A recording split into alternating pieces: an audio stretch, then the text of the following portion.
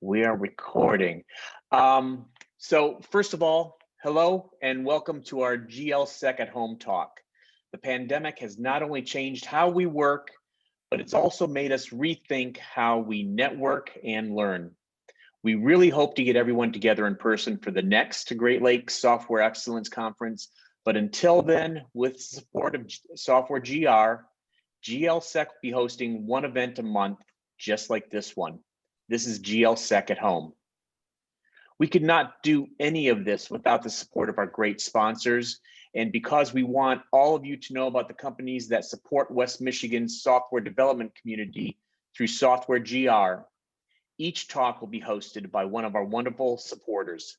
Hosting allows sponsors to talk directly to our community, showcase their company, and share what they bring to West Michigan, and even beyond our neck of the woods. So make sure to check out the sponsors in more detail after the talk. And if you want to become a sponsor, please let us know. Software GR works because of your support. Now, what I'd like to do is introduce our sponsor for today, Mark Johnson from Michigan Software Labs, to let him tell you a little bit about what they do. So, awesome. Mark, you are set to go. Great. Thanks so much, Paul. Can you hear me okay? All right, great. Well, thank you so much. We're looking forward to hearing the speaker tonight. I'm Mark Johnson, a co-founder and managing partner for Michigan Software Labs, and we are a custom software development company in Ada, Michigan. And we do a lot of native mobile apps as well as web apps.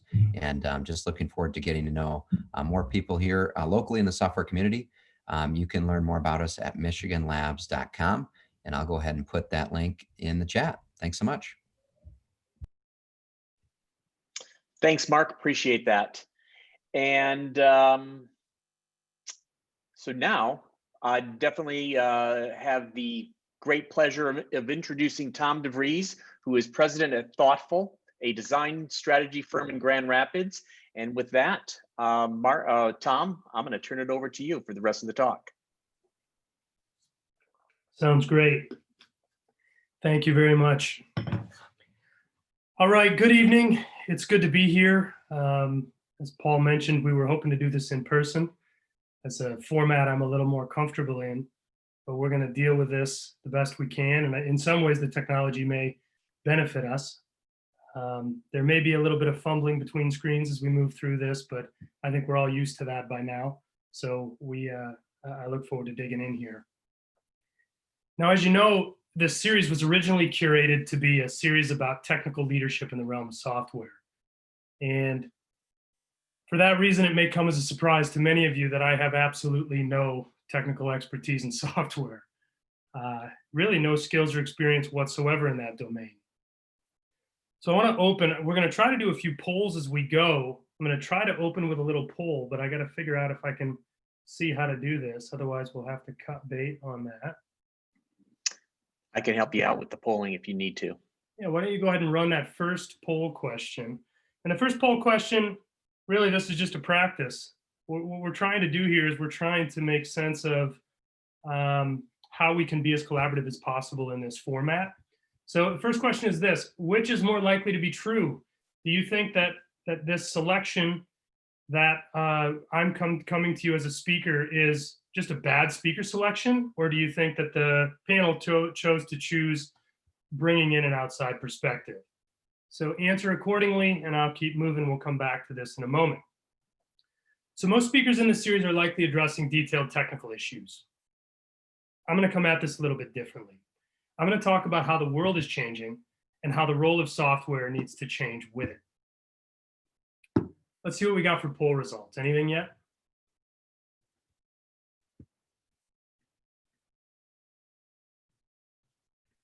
Nothing. We've got 8 out of 11 people who have voted so far. And so far, 100% of have voted outside perspective. Man, I was hoping for somebody that was looking for a train wreck. All right, we will keep going, and we'll try to drop a couple of those in a little bit later. Now, bear with me. Somehow, when I tried to activate that poll, I lost my screen. So give me a second.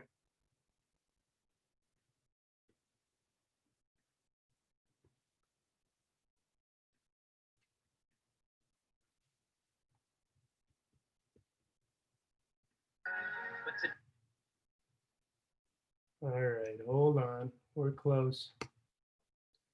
I'm not going to be doing any more polling.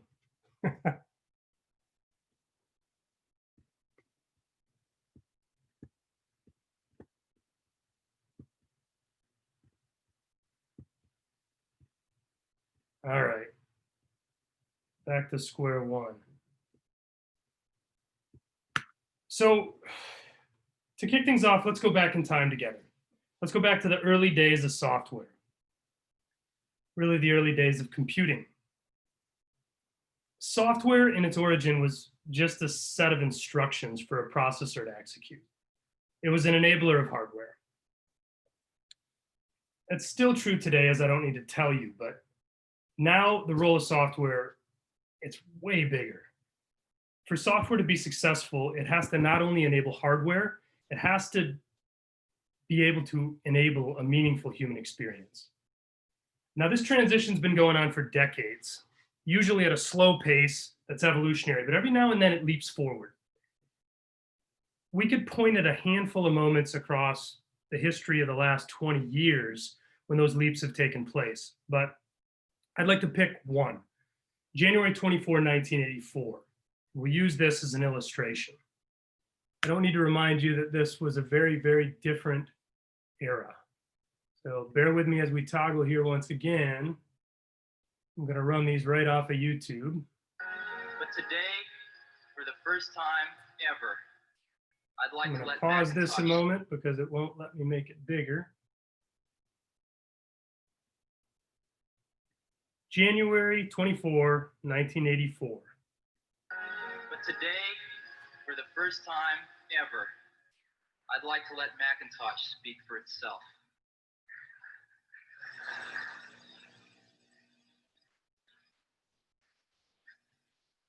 Hello, I am Macintosh. It sure is great to get out of that bag. Unaccustomed as I am to public speaking, I'd like to share with you a maxim I thought of the first time I made an IBM mainframe. Never trust a computer you can't fix.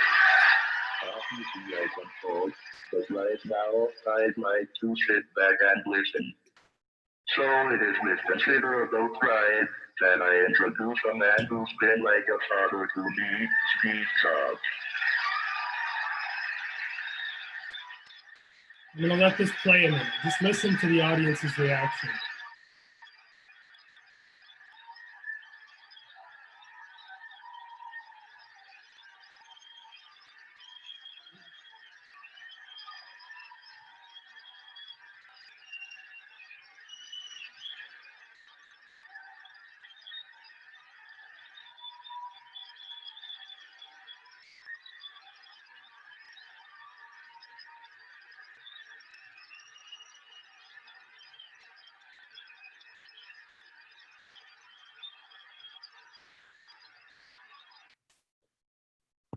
Now, everybody in that assembly hall knew they had just witnessed something significant. I love this moment for a particular reason. I love this moment because it illustrates how software jumped out of the box. It jumped out of the computer and into the fabric of society.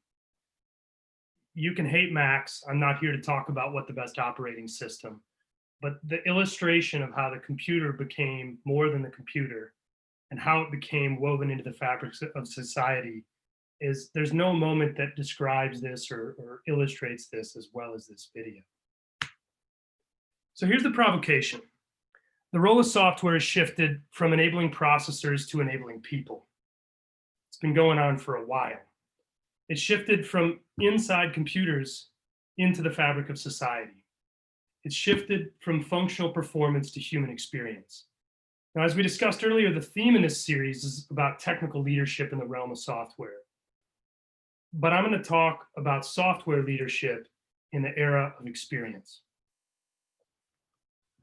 To get started, let's play a little game. A little game I like to call Cocktail Party. Now, you've all played in some way, shape, or form, be it at a real cocktail party or some other social event.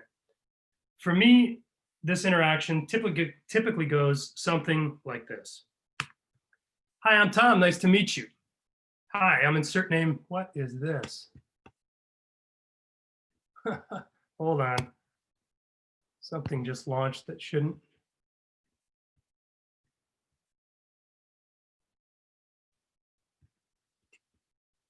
Give me a second, guys.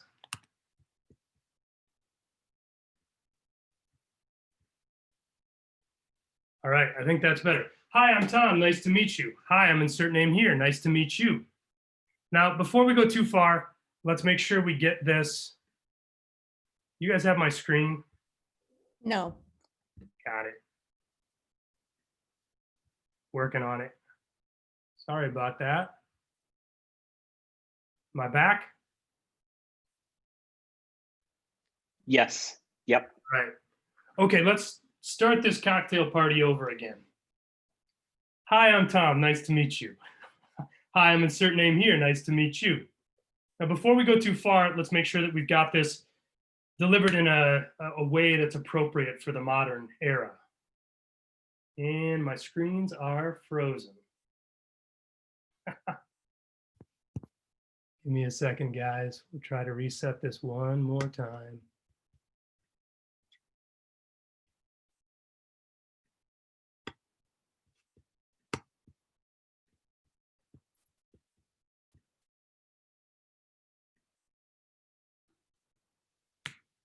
If we're going to do this in a modern era, we've got to socially distance it. So hopefully this feels a little bit better and more comfortable. So the way that conversation unfolds is usually something like this: blah, blah, blah, blah, blah, blah, blah, blah. And then eventually the other person will say something like this: so Tom, what do you do for a living? And I say, I'm an experienced designer. The other person typically thinks, why did he just tell me he's an experienced designer? He could have just said designer. What kind of designer? An experienced designer. You thought I said experienced designer, didn't you? Haha, yes I did. Haha, I knew it. Now it's noteworthy, it's noteworthy that I find insert name here's position on this to be quite justified. Even spell check on Microsoft Word and Google Docs try to change the term experienced designer to experienced designer. Now, as frustrating as this can be, it's a good indicator that we're ahead of things on this whole experience design thing. So I take it as a positive. So eventually the conversation turns into this. So what on earth is an experienced designer? And for that matter, what is experience design and what's an experience anyway?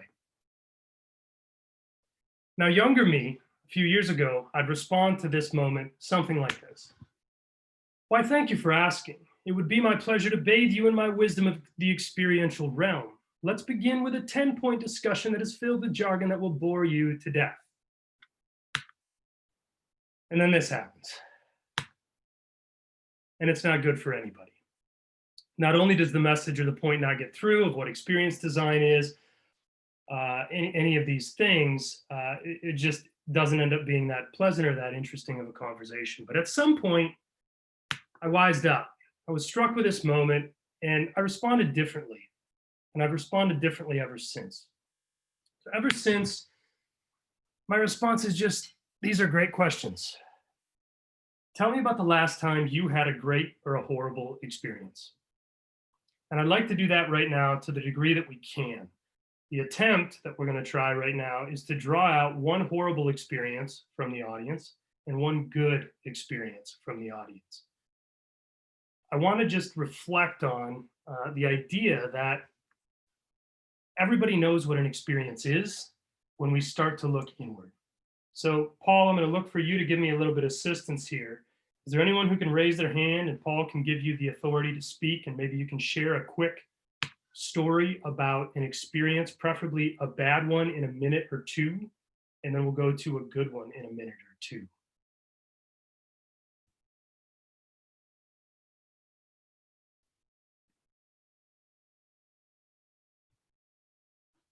If we don't have any volunteers, I do have a backup plan. Yeah. So if somebody is willing to raise their hand, I will gladly unmute them. We'll give you about 20 seconds. Oh, somebody is. All right, here we go. Bethany. Great. Thanks, Bethany. Hi, I'm here. So I am an experienced designer, and I know one that is more of a physical design thing. I tried to go wine tasting with some friends, family, I guess, a couple weekends ago, and it was really, really busy. And they actually had 3 lines for you to stand in, and we thought, oh, there's just a lot of people here. Maybe you choose a line and you get in. And about maybe like an hour and a half of waiting, like, we had pockets of conversation to talk about, so it wasn't a big deal. But when we got up to the receptionist, or like the lady at the desk, she said that there was actually 3 lines because you waited in the first line first, and then the second line second, and the third line afterwards to get in. And there were no signs at all to let us know about that. So then we just left and went to a restaurant. So That's a great example. Thank you. yeah. Thank you very much, Bethany. That's exactly the type of story that we're trying to draw out. As we listen to this, hopefully everybody can reflect on their own. We'll toggle to another direction, and let's hear about a great experience story. Does anyone have a great experience story that they can share with the same kind of brevity and so on that Bethany just shared?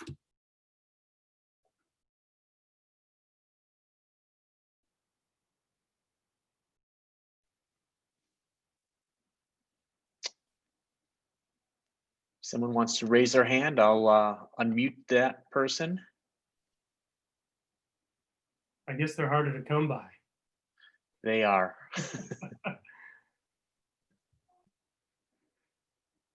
All right. Well, if there's no volunteers, I think we can move on. We'll give it just a second here.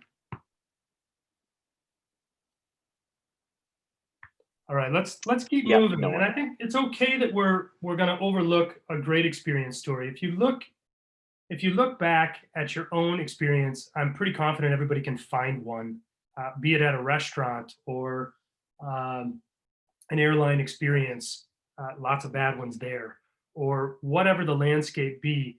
It's important that we look inside of our own experiences to try to make sense of what an experience is, what an experienced designer is, and what all these terms mean. So now that we've had a little bit of time to reflect on that, let's put some language around it. An experience is simply a collection of moments personally encountered that combine into a personal story and feeling. Now I want to go one step further, and I want to introduce the notion of customer experience. So customer experience is just the way that the business community has come to talk about and organize its efforts to design and deliver experiences. The definition of customer experience is a collection of moments a customer personally encounters that are delivered by a company, which combine into a personal story and feeling about the company. Another way to address this is customer experience is the value of the relationship that forms between a company and a customer. And this notion of customer experience in the business world has got a lot of momentum. According to a 2018 survey by Gartner, 89% of companies now believe that they compete primarily on the basis of customer experience. Primarily on the basis of customer experience. This means they're elevating it above things like the product itself and customer service and so on. This is up from just 36% in 2010. Now, interestingly enough, in 2005, way back, Bain & Company did a study. And Bain & Company found that 80% of companies at that point believed that they delivered what they called superior experiences. But only 8% of the customers of those companies agreed. We got to talk about how crazy this is. Imagine I walk away from this talk thinking I nailed it. And because I think I nailed this talk, and I had you all eaten out of the palm of my hand, my belief is that you would rate this to be super. And you would all be out telling everyone you knew how great the talk was. That's my perception. When in reality, at the same time, 92% of you think it sucked. You walk away from this talk telling people that it was a waste of your time and you should steer as clear as you can from Tom DeVries and thoughtful design. This disconnect is a problem. And while it's not 2005 anymore, I can attest to the fact that this self-awareness versus social reality or social perception of what a customer experience is, the difference between what a company thinks it is and what the marketplace thinks it is, there's a huge disparity here, and it remains. And it's a huge problem. The huge problem can be laid out in simple math, because today, the average customer tells 9 people about a positive experience, but they tell 16 people about a negative experience. In this era, strong referrals are absolutely essential. And as you can see, this math is working against any organization that is on the wrong side of experience. Great CX is how you actually flip these numbers around. Let's round out the emergence of this notion, this thing called customer experience in business, with a few more quick stats. Excuse me a moment. Customers are likely to spend 140% more after they have a positive experience versus after a negative experience. Companies that provide emotionally connected experiences outperform their competitors by 85%. And customer-centric companies are 60% more profitable than those that are not. Now, here's the one that matters the most. Customer experience drives over 2/3 of customer loyalty. Yet over 70% of customer experience leaders say that they struggle to design projects that increase customer loyalty. Nobody knows how to do it. 70% of customer experience leaders are out there saying, I don't know how to get this done. So these stats are great that are on screen, but what's the point if nobody knows how to access them, or if you can't figure out how to access them? So what does all this mean? Customer experience is no longer an optional business practice. It's a fundamental business requirement. It's a fundamental business imperative. To go a step further, it's a fundamental software imperative. Because every company delivers a customer experience, whether they do so intentionally or not, and every customer receives one. The question is, do they happen by accident or they happen by design? Every bit of software exists to enable a customer experience, but very few software projects that I've seen are executed with this explicit consideration. And that's why I'm here. I'm here to ask for your help. I'm here because I believe in experience design. I believe in customer experience, and I've seen it transform companies. I've seen it transform people's lives. I've seen it be a really positive agent for change. But the reality is it can't happen unless we mobilize the software community in the same direction. We have to begin to frame software initiatives in the context of broader experiential visions. Because if we don't, then software can be perfectly executed and it'll still fail. We'll get into that in more detail in a few minutes. So how exactly do you go about delivering great customer experiences? At the simplest level, bad experiences happen when moments are fractured, disconnected, and illogical. And great experiences happen when moments combine to guide people to fulfill a goal, fulfill their aspiration, or maybe achieve a moment of delight. But for this to be meaningful, we have to go get a bit deeper than that. We have to kind of pull back the covers a little bit and see what's beneath the surface. Great use of a mixed metaphor there. Great customer experiences happen only when there is a clear, compelling vision that is carefully designed and executed. 4 key factors in doing so are purpose. They have to be purposeful, holistic, alive, and based deeply in humanity. Let's unpack those a bit. Great customer experiences are purposeful. They take a firm position on how the world needs to be improved, and then they empower an organization and a customer base to do it. A great example of this, what is going on here? Part of this didn't load. Okay, and a great example of this is Nike. So Nike at the highest level, their purpose statement is, let me see if I can find it here. Got the link. We'll just go to the link a moment.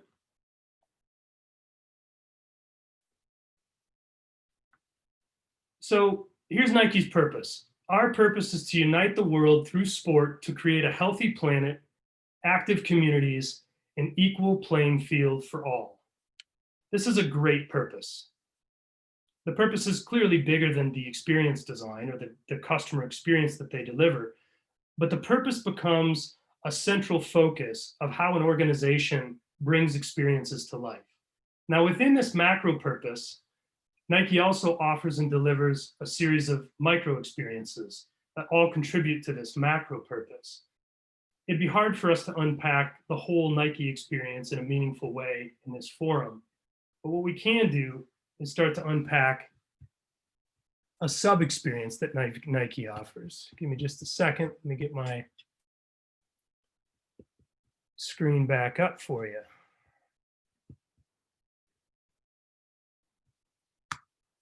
So within that macro experience, Nike delivers these micro experiences. And one such example of that is Nike Plus Run Club.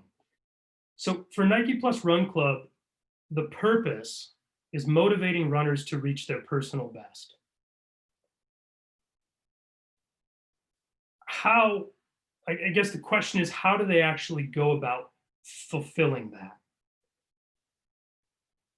On a surface level, you could say, well, they probably do it by selling shoes and apparel, but it looks very different. They approach this in a much more holistic manner. They bring to life an entire ecosystem of interactions that offer a variety of types of medium formats, all to support the runner. Each object, each environment, each touch point helps fulfill the promise. Now, in this example, it clearly isn't about shoes or apparel. It's about Nike supporting the runner who's their customer. But when this is all done well, the customer has to go shopping at some point. If you're a runner, you're going to go looking for apparel at some point.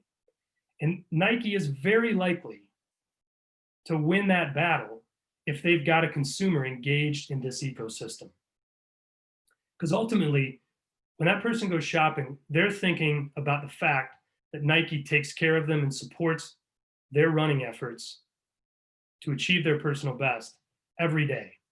Nike wins the experience battle, therefore they win the customer relationship battle, and they win the sale, and very likely the sale after that. Now, dealing with this type of holistic approach requires a construct, an architecture, if you will, for an experience. And this almost always gets overlooked. When it's not addressed, the pieces of an experience just don't fit together in the way that they should. And trust me, customers can tell. Let's talk through a quick metaphor. So imagine, excuse me, imagine there's a automobile that's going to be manufactured. And all the parts of the automobile have their own assembly line. And each part that goes into an automobile is being manufactured and designed and delivered through absolutely detailed scrutiny. And they're all manufactured perfectly to a standard, but they were all created without consideration of how they have to fit together and be assembled into a car. That's kind of how experience design works in most places today. Everything gets built. It gets built by some outside agency here. It gets built by a department over here. It gets built by this team over there.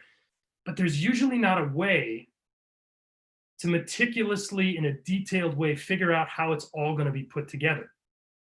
So back to our metaphor, if you can imagine someone sitting there and all these parts are coming off the assembly line, and now an organization needs to create a process to cobble this thing together, make all the parts actually fit and work together. That's a really, really expensive thing for an organization to try to piecemeal that together. It's also a really frustrating thing if you're the customer who buys that automobile and is trying to maintain it, because it's not going to work as well as it should. The point here is marketing alone, sales alone, R&D alone, IT alone probably can't deliver a truly exceptional customer experience in this era. Similarly, software alone or product alone or physical presence alone, customer service alone, or anything alone probably cannot deliver a truly exceptional experience. The holistic nature of customer experience demands unity at an unprecedented level. It demands unity of touch points and interactions to deliver on a shared purpose.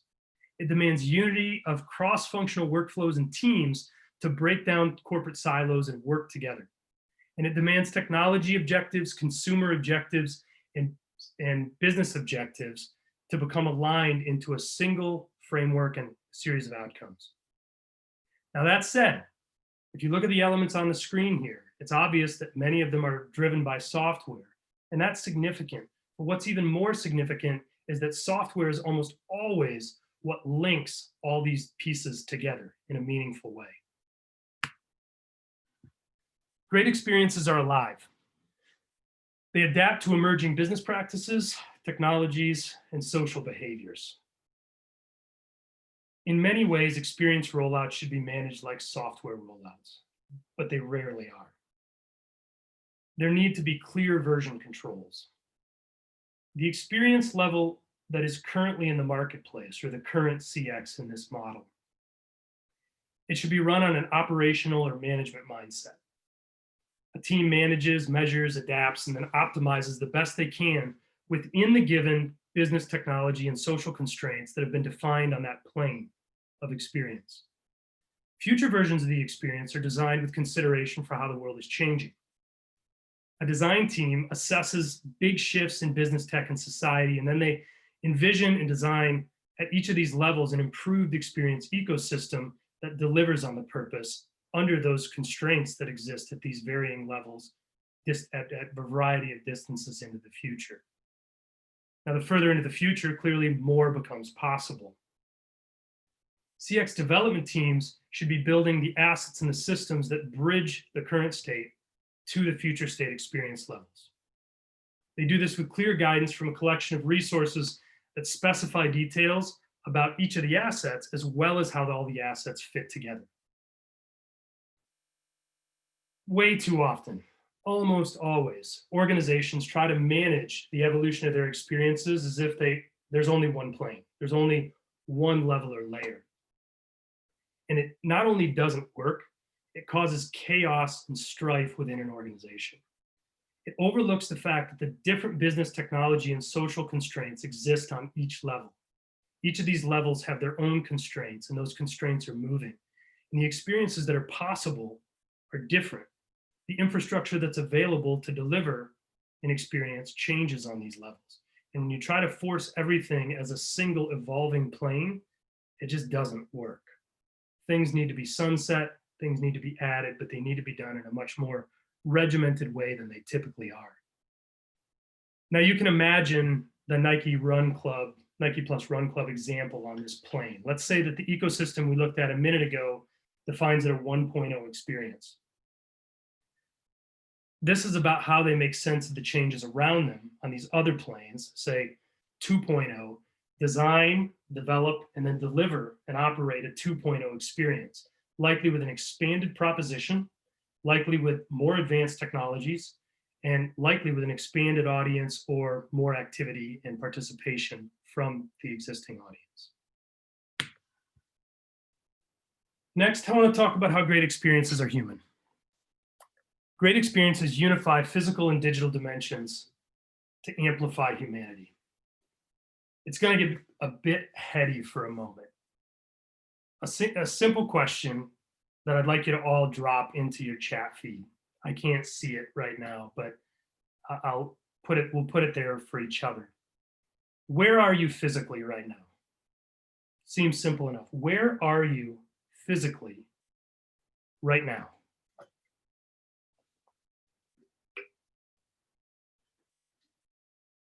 Check out what people are saying, but for me, the answer is pretty simple. For you, it probably is too. I'm sitting in my basement, in my office. I'm in Grand Rapids, Michigan. I'm in the United States. I'm on planet Earth. You know, our physical surroundings have defined us forever. But there's something new happening. A different question. I encourage you to also drop something into the chat feed. Where are you digitally right now? Where are you digitally right now? Now, I can grab my phone and instantly I can be on ESPN. I can be on Spotify. I can be in my calendar. I can be, you name it, right? I can be on the New York Stock Exchange, any variety of places. I could even be on a Zoom webinar talking to all of you, which we are. The point here is that we live in a mixed reality, and this is a relatively new notion. Digital is getting a ton of attention, and it should, because we're still trying to figure it out as a society. We've only begun to crack the tip of the iceberg. But one of the things I'm concerned with is the lack of attention to the integration of the physical and the digital. And we see this happen all the time. The physical realities are forgotten. They're simply not designed for, and they're not planned for. So let's take a quick look at what happens when we don't give the physical and the digital aspects of things proper attention.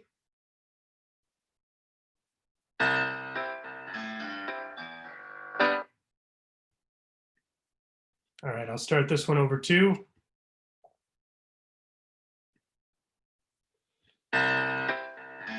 All right, physically in a mall, digitally in your phone, text messaging. Humanity crushed, destroyed. I think you can actually see the moment right here when her humanity breaks. It's like, oh, right before she hits the water. This is what a fractured, broken physical digital experience looks like. It's not pleasant.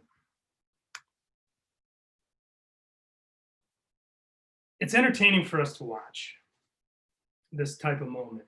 And it's innocent enough when it's a text message, a person walking into a fountain while they're text messaging. But the repercussions are actually pretty significant. An extreme example of this is texting and driving. At times it can become a matter of life and death. We're overlooking a lot of opportunities to put the physical and the digital world together in meaningful ways. And it allows us, when we merge these things, to deliver really, really compelling human experiences. Now let's take a look at an experience that actually weaves them together. It's a project that we worked on at Thoughtful. A couple of years ago, we were working with one of our clients, Air New Zealand. And a team inside their organization had wanted to explore some sort of virtual reality or mixed reality technology on their airplanes as a part of an in-flight experience. As you can imagine, it was riddled with all kinds of challenges, right? The weight of all the stuff that it took to run the mixed reality technology added to the fuel costs. And it was just a really contentious situation. But everybody wanted to see the potential of what these mixed reality technologies could be for the airline and for their customer and passenger experiences.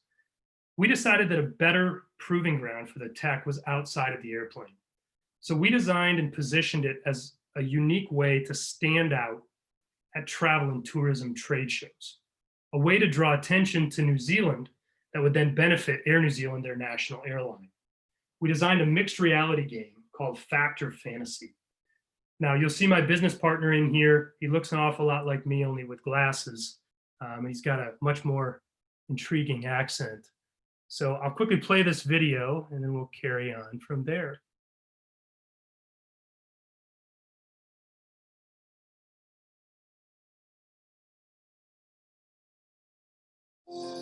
So the game that we've developed is called Air New Zealand Factor Fantasy. It's a great way to showcase both the airline and the destination and get people excited about what there is to do in New Zealand. Welcome to the most incredible country in the world. What we wanted to do was reinvent the traditional board game. It's a travel quiz game, and it comprised of the digital world augmented with a physical game board. Nobody else has done that. So we had to figure out how that was going to work. What Magic Leap have designed is essentially a portable head-mounted solution that gives you the illusion that the objects that you're seeing are actually integrated into the real world. One of the challenges was producing something that was going to be visually coherent, given it had physical and digital, so we needed a common aesthetic. The team was spread. Magic Leap in the States, that was the technology partner, Air New Zealand in Auckland, and Human Dynamo, who were the model maker in Wellington, and Framestore in London, who were doing the digital development. Framestore make digital images for 9 different platforms, as well as virtual reality and augmented reality headsets. We had the ability to be able to sort of ring fence where the creative had to sit to maximize the platform, and the Air New Zealand team, filled that really creatively. The excitement of doing something that nobody else has done, that just keeps you motivated and it keeps you fired up. This is really just the start for us. At Air New Zealand, we're always curious. We're always looking at new ways of engaging with customers, and that's often through new technology. We're really excited about the opportunity as to where this technology could take us.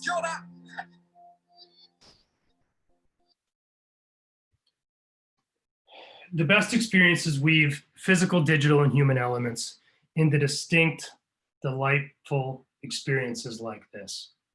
And as you can see from the example, software is what links all these elements together. Now, we've been talking for a while. Talk's not over, but what I'd like to do is pause here and have a bit of a discussion, and then I've got some closing thoughts that I'll share in a few minutes. To kick this section off, please, if you have questions that you'd like me to field, drop them into the chat feed and Paul can help tee them up. Paul, at this point, can you queue up the next poll? The next poll, I'm curious to understand from each of you, what percentage of the projects that you work on typically have any sort of the assets that we've seen here, the types of things that we've been talking about present on those initiatives? And as we wait for those responses to come in, real quick, as we wait for the responses to come in, if there is a question that people have, there is a Q&A section on Zoom, and that'll allow me to much more easily moderate all the questions that we can ask Tom.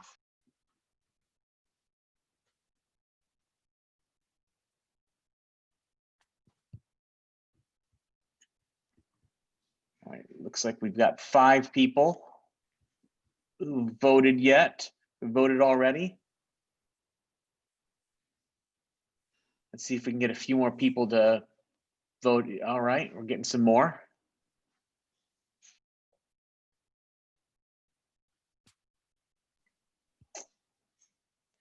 And Tom, I'll let you decide when we end the poll and move forward. I'd say go ahead and end the poll. We'll see what we've got there. I'm curious about this, and then I'm happy to take questions. Okay, so one person said 75 to 100%. 2 people said 30, said none, less than 25% is 33. So overwhelmingly, these types of assets aren't in place, which is what I suspected. I've heard lots of complaints about them from the software community over time. So do we have any questions coming in? Not at this point, but I'm going to start with a question from myself. I really think that this is an important talk. I really appreciate you coming and doing this talk. And I like how you talked both about the customer experience from a publicity point of view, but you also touched on that safety aspect also. And I can't help but think, in a very extreme way, the customer or the customer experience related to the whole 737 MAX issue.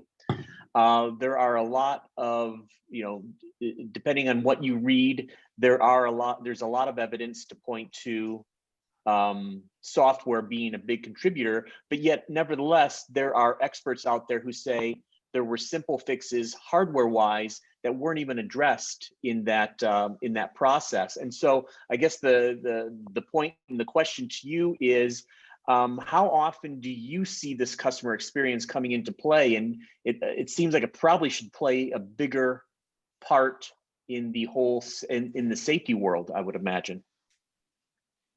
Yeah, so safety's depending on the industry, right? Anything where attention becomes a part of the experience, safety plays a consideration. We don't run into it all that often, to be honest with you, because most of our work isn't about fixing the plane of experience that you're on and optimizing it.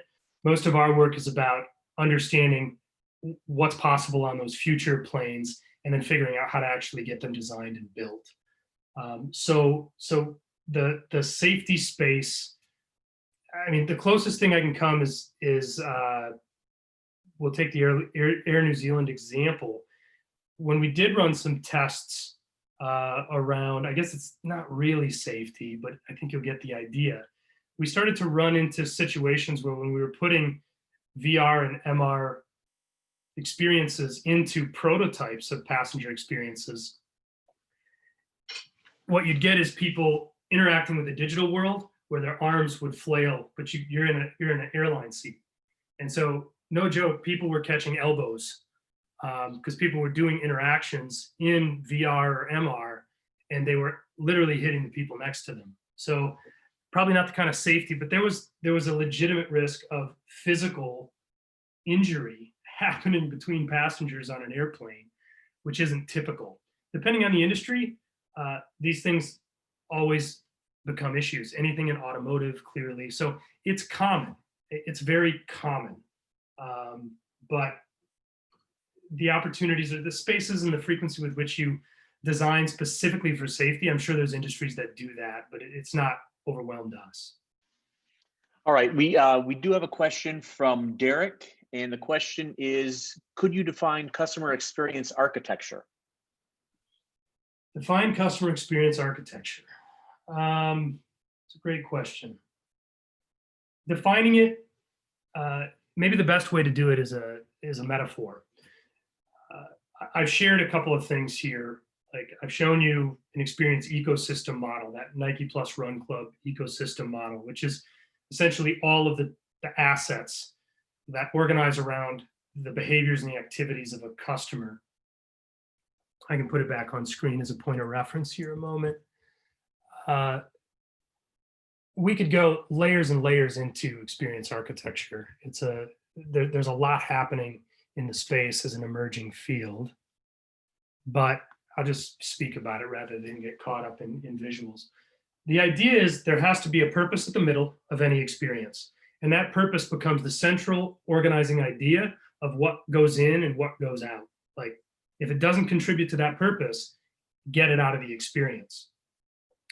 The second layer is this ring around purpose, which we call activity systems. Activity systems are the types of activities that a customer needs to do successfully in order to be successful in whatever they're up to. The one in the example here for Nike Plus Run Club is run, plan, socialize, and buy, or it should be actually shop. So the core activities that a runner needs to be supported in is running itself, planning their runs, planning social runs, and then actually shopping for apparel. So those are the activity systems. So that's kind of the second layer of an experience architecture. Then the assets that you actually design and build all need to take on a personality associated with that. So they all look and feel the same. In the same way that you can take the logo off of a BMW and you still know it's a BMW, all these assets need to behave, look, feel, interact in the same way. And then ultimately that cyclone or tornado looking thing that I had on screen, where you talk about the different planes of experience, how the experience matures over time, is another element of architecture. It's basically a construct of how do you roll out this part of the experience, and then how do you level that experience up over time.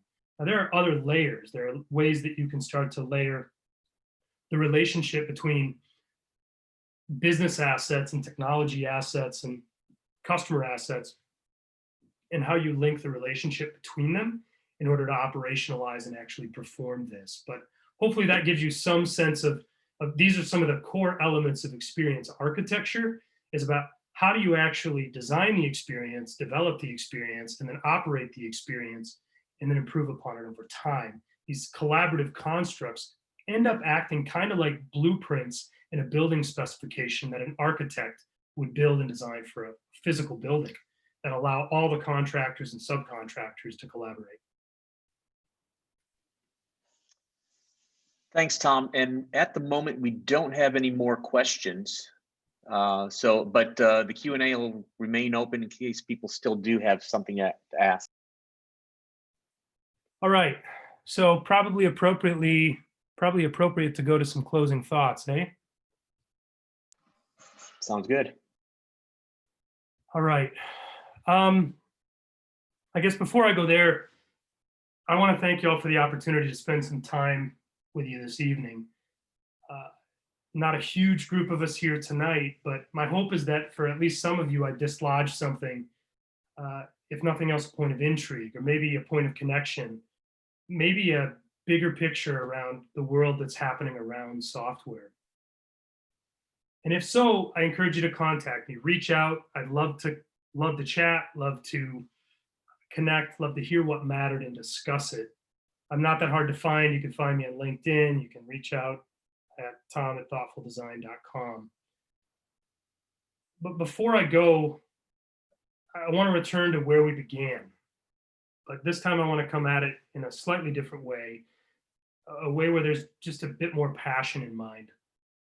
I want to review some of the things that we've talked about, but with the kind of meaningful tone and feeling that makes for great experience design. The world around us is quickly changing, and that's been true for a while. But now the rate of change is exponentially accelerating. This has been disorienting. It leaves both businesses and people in a state of contradiction. Everybody's struggling to approach the future with any sort of meaningful conviction. Meanwhile, the balance of power has shifted because of this rate of change. It shifted from company control to consumer sifted. Now, companies still value this controllability, even though the game's clearly changed to be about responsive agility. Differentiation is more important than ever, but companies are unable to achieve much that's clever. Consumer attention is dangerously fractured. It's fractured across uninspired options that are usually just copycat manufactured. We live in the most contested market in human history. But to most people, the difference between them remains a mystery. Abundance of choice, yet no meaningful variety. This is leading to a daunting social problem with anxiety. Our world is suffering from a plague of brainless sameness, trying to differentiate through experiences, then delivering those that are unorganized and aimless. Emerging tech is everywhere, but until it's tamed into an experience, people simply don't care. Now, this forces some questions, or maybe it's more of a challenge. How will you respond to these new conditions? Will you stay the course out of pure addiction? Or will you write the future with the imagination of fiction? Will you stay trapped in the rear view or shed the affliction? In this world, growth of all sorts is more elusive than ever. We must focus our attention on only the most worthy endeavors. In a world where attention is fractured like a kaleidoscope, holistic experience is how people cope. Collections of moments that all reinforce, that earn respect and attention because they're from the same source. Moments that are seemingly independent, but when synchronized together, they become almost transcendent. The result is relationships deep and wide, the kind and abundance of bonds that turn tides.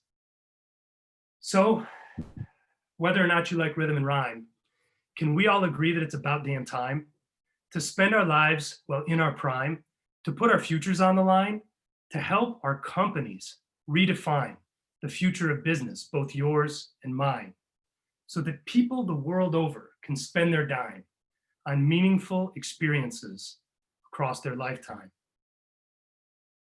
The new rules of software could not be more clear. The path to success both far and near. In today's world, experiences win. So how exactly does one begin? A 4-part formula is a heck of a start. So sharpen your pencil, we're about to get smart. Winning experiences, as elusive as they may be, are purposeful, holistic, alive, and deeply based in humanity. Now, last but not least, and we must not forget, a fuzzy big picture just ain't worth the bet. But when customer experience has vision that's clearly defined, the things that become possible will blow your mind. Thank you all for being here. Paul, I'll kick things back to you. Thanks a lot, Tom. Very interesting talk, very relevant. Definitely gives me a perspective going back to my software team and seeing how we can make a better product, thinking about that. Thank you for supporting Software GR by giving the talk.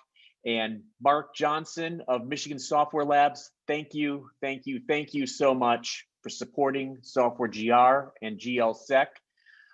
We couldn't do any of this without the support that Michigan Software Labs and companies like yourself give us. So my thanks out to you, to all the people who have sat and listened. Thank you for doing that. And I definitely want to give a plug for November 11th at 6 o'clock is our next talk. We'll be joined with Mike Marsiglia, who's going to be talking about the Atomic Accelerator, staffing a 100-year company. And more information will be coming out about that. Again, I look forward to seeing everybody there March 11th at 6 o'clock. Thank you all for attending. Have a great night.